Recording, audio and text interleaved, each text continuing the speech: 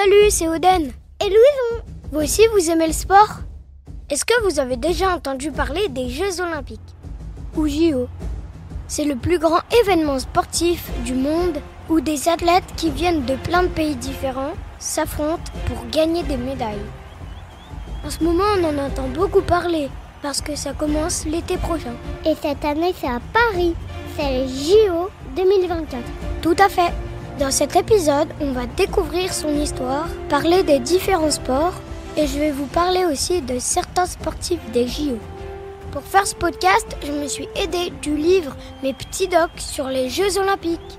Et c'est aussi grâce à mon école, car on a étudié les JO cette année. Donc merci Madame Nouvolet, spéciale dédicace maîtresse. Alors vous êtes prêts? Attachez vos baskets et suivez-moi dans ce nouvel épisode de Sportif. À vos marques, Prêt? partez!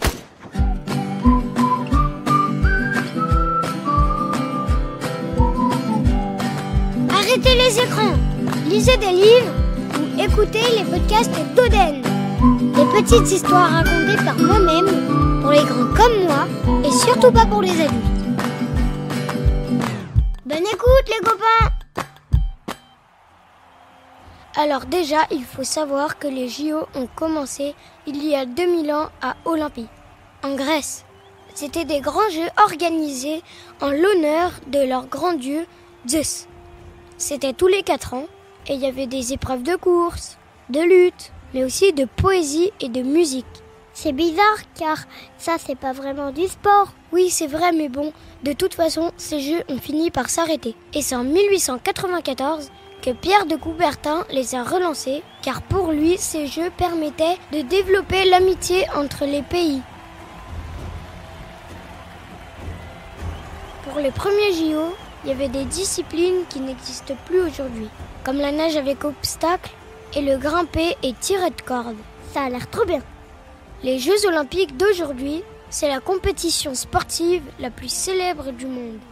À votre avis, combien de sportifs participent aux JO? Allez-y, demandez à vos parents. Et toi, Louison, tu sais? Je sais pas, 100. Elle réunit plus de 10 000 sportifs. Et à ton avis, Louison, il y a combien de pays différents? Je sais pas. 200! Waouh, c'est beaucoup! Je connais même pas 200 pays, moi. Et combien de sports différents, à votre avis? 33 pour les JO d'été. Et chaque année, les pays proposent leur candidature pour être choisis. Et est-ce que vous avez déjà entendu parler de la flamme olympique? Quelques mois avant le début de la compétition, une flamme est allumée à Olympie. C'est le symbole de la paix. Et elle va voyager vers la ville qui organise les JO. Selon la tradition antique, ils vont l'allumer grâce aux rayons du soleil. Moi, j'ai déjà fabriqué du feu avec une loupe. Mais attention, faut jamais le faire sans la présence d'un adulte. Ça peut être dangereux. Le premier jour de la compétition, il y a la cérémonie d'ouverture. Cette année, elle s'étalera sur 6 km et proposera un spectacle incroyable sur la scène à Paris. Il va y avoir une centaine de bateaux qui vont arriver au Trocadéro devant la Tour Eiffel. Ils attendent environ 500 000 personnes. Waouh, c'est énorme. Vous vous rendez compte? Ça va être un beau spectacle, hein? Et on verra la flamme olympique arriver. Vous savez ce que c'est le jeu le plus populaire des JO? C'est l'athlétisme. C'est un sport qui regroupe plus de 20 disciplines, comme la course, la marche, le saut en longueur, en hauteur ou à la perche, et il y a la course de 100 mètres. C'est trop bien ça, car c'est une course qui dure à peine 10 secondes, et celui qui la gagne, c'est le plus rapide au monde. Le premier départ à Bobo, Daniel Bailey est en tête, et c'est Usain Bolt qui passe. Ça y est, Usain Bolt est parti. L'Express, le TGV est parti. Usain Bolt, 9,58, record du monde. J'aimerais trop la faire. Aussi, il y a la gymnastique, avec par exemple le trampoline, la barre fixe, la gymnastique rythmique ou le tumbling. Le tumbling, c'est quand un athlète il court très vite sur le tapis et il enchaîne plein d'acrobaties, de sauts périlleux, de vrilles. C'est super impressionnant. Ensuite, la natation avec les plongeons, la course, la natation synchronisée, Moi, j'ai fait 1 an de natation quand j'avais 7 ans. Mais j'ai arrêté parce que c'est beaucoup épuisant. Moi aussi, je fais de la natation. Ensuite, si je vous dis David Douillet ou Teddy Riner, et si je vous dis tatami, kimono, hajime, vous savez de quel sport je vous parle? Le judo. Eh oui, c'est le judo. C'est un sport de combat japonais où tu apprends à faire des prises, des projections et des immobilisations pour marquer des points et remporter le combat. C'est un sport très respectueux où tu apprends à utiliser la force de ton adversaire pour le faire tomber, mais toujours de manière gentille. Je sais pas si vous avez vu ma vidéo sur Instagram. J'ai fait ma première compétition de judo samedi 27 janvier. Et j'ai gagné la médaille d'argent. Moi j'adore le judo. Moi aussi, j'ai une médaille d'argent. Oui, c'est vrai. Et la prochaine fois, on essaiera d'avoir l'or. Hein, Louison? Au JO, il y a d'autres sports de combat, comme l'escrime par exemple. C'est un combat avec une épée, un fleuret ou un sabre. Le but est de toucher son adversaire. Et quand on touche, il y a un voyant lumineux qui s'allume. Au bout de 15 touches, c'est la victoire. Il y a aussi le taekwondo. C'est un art martial de Corée du Sud qui autorise les frappes avec les pieds. Et papy et les ceintures noires d'aïkido. Mais ça sera pas au JO. Et non, l'aïkido a jamais fait partie des JO. En sport de combat, il y a aussi la lutte et la boxe. Et mon papa, il fait de la boxe française depuis plus de 10 ans. Oui, mais je crois pas qu'il va participer. Il s'entraîne pas assez pour ça.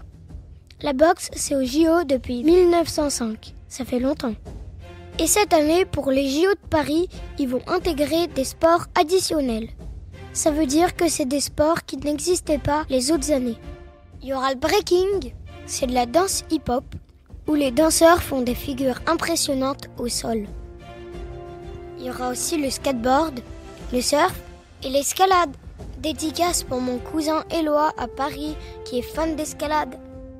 Et vous savez, il n'y a pas que les JO d'été, il y a aussi les JO d'hiver, avec le ski, le snowboard, la luge, le hockey sur glace, le patinage, le curling, le biathlon.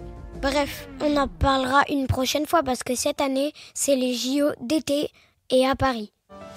Ça va être retranscrit à la télé, dans le monde entier, et il y aura des milliards de spectateurs. J'espère qu'on aura le droit de regarder à la télé. Pour ça, il faut qu'on soit sage avec papa et maman. Et vous aussi, soyez sages avec vos parents. Et ce que je vous ai pas dit, c'est que les 3 premiers de chaque épreuve montent sur le podium et gagnent une médaille.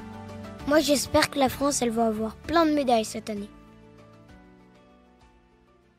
Ensuite, plusieurs semaines après les JO, ont lieu les Jeux paralympiques. Ils réunissent des sportifs de haut niveau qui ont des handicaps. Par exemple, le basket fauteuil, le para-badminton, le para-tennis de table, la course de vitesse en fauteuil roulant ou le goalball, qui est un sport avec un ballon pour les malvoyants. Je trouve ça génial, car souvent on croit qu'on ne peut plus faire de sport quand on est handicapé, alors qu'en vrai c'est tout à fait possible et en plus ils sont trop forts. La fin des Jeux s'achève avec une grande fête où il y a des chants, des danses, des discours, un feu d'artifice et pour finir, la flamme s'éteint. Cette année, la clôture se fera au Stade de France.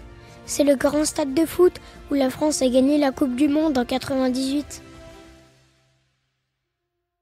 Et voilà, j'espère que cet épisode vous a plu et que comme moi, vous avez hâte que les JO 2024 commencent.